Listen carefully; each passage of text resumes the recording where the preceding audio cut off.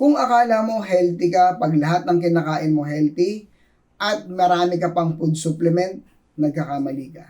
Kahit puro prutas at gulay, lahat ito masustansya, wala kang bawal na kinakain at ang dami mong pang supplement na halos lahat complete na. Hindi po ito sapat.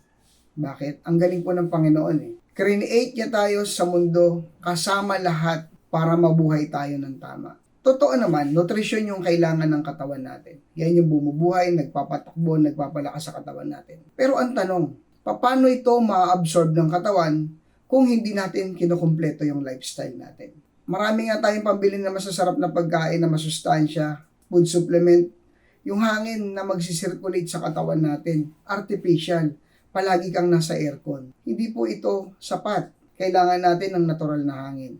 Sapat ka nga sa pagkain at nutrition, hindi ka naman nasisikatan ng araw o wala kang sapat na vitamin D. Para saan po yung vitamin D? Ito yung transportation ng nutrition. Ito yung pinaka-sasakyan ng ating mga kinakain o nutrition para makarating sa ating buong katawan. So kung wala kang sapat na vitamin D, naglalakad yung mga nutrition. Hindi katulad ng meron kang sapat na vitamin D para silang merong sasakyan. Hindi sapat ang tulog mo. Alam natin na ang tulog napaka-importante sa katawan ng tao. Para kang cellphone lobat. Hindi nagpa-function ng tama ang buong katawan. Stress ka, ang dami mong iniisip, ang dami mong problema.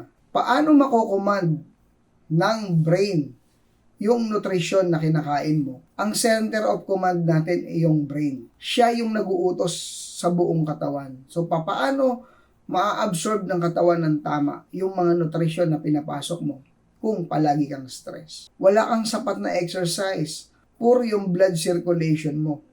Paano magsisirculate o madidistribute ng tama sa buong katawan mo kung hindi tama yung blood circulation mo?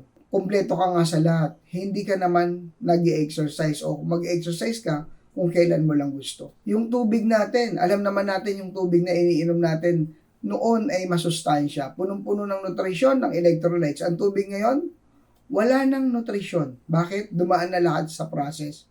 So ano nangyayari sa katawan?